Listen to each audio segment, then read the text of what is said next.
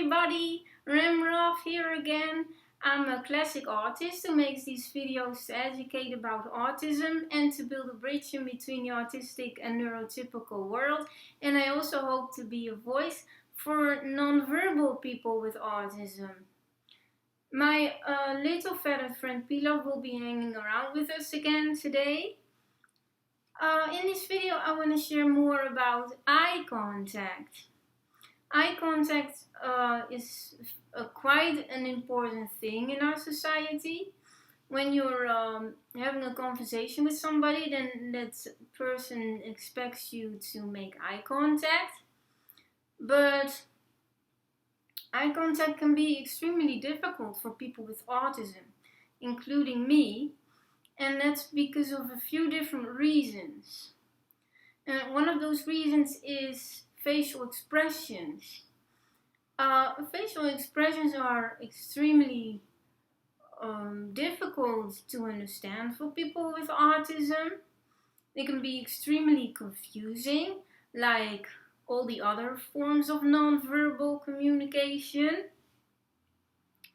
When you look at a person's face, there's just so many details in a person's face, so many things going on at the same time. There's so many tiny details of information about emotions and about feelings and expressions, and it's just so much information that it's just extremely confusing and overwhelming for people with autism.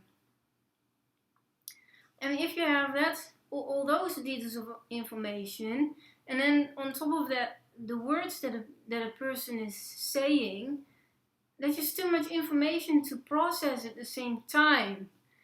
And it can actually cause a sensory overload. When I'm having a conversation with somebody, and when I would make eye contact, I would miss everything that person is saying because of that.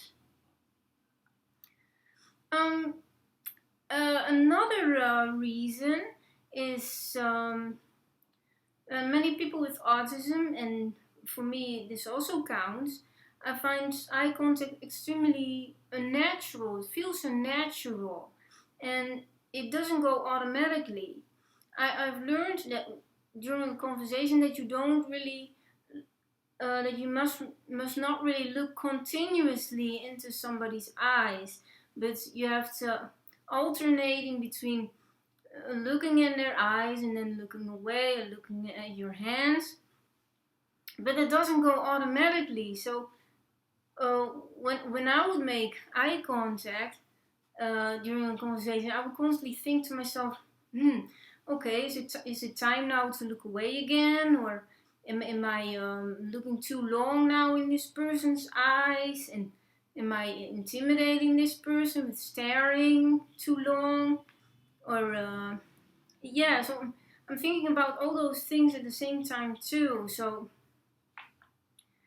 then I completely miss everything a person is saying, and then on top of all the information from somebody's face, it's just too much information, too much thinking, too much to process.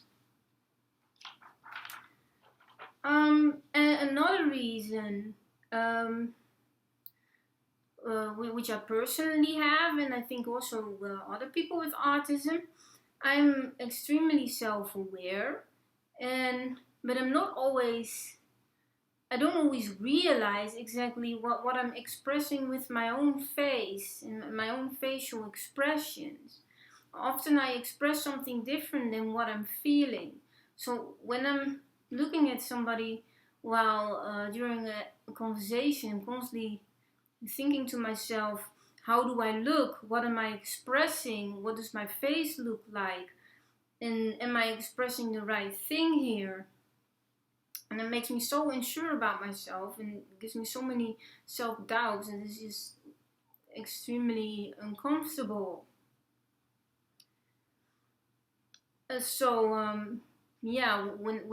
When somebody forces me to make eye contact, then I feel so intimidated that by by his or her eyes that I actually just want to dig a hole in the ground and disappear in it. So all those reasons together, they just make it impossible to process all that information at the same time.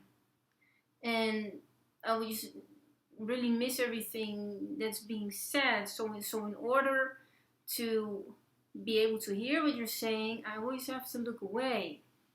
People often think, when I'm looking away, they think that I'm rude or that I'm not interested or that I don't like them. But it's the exact opposite. I am interested in what you're saying, but in order to to follow what you're saying, I have to look away. There are people who want to teach their autistic child or student to develop more eye contact, but personally, I don't think that's a good idea, because well, of everything I just told you. And when you're, I mean, there might be people with autism who do make eye contact, and that's a good thing. But I wouldn't force eye contact if somebody's not making eye contact, because they've quite a good reason to look away.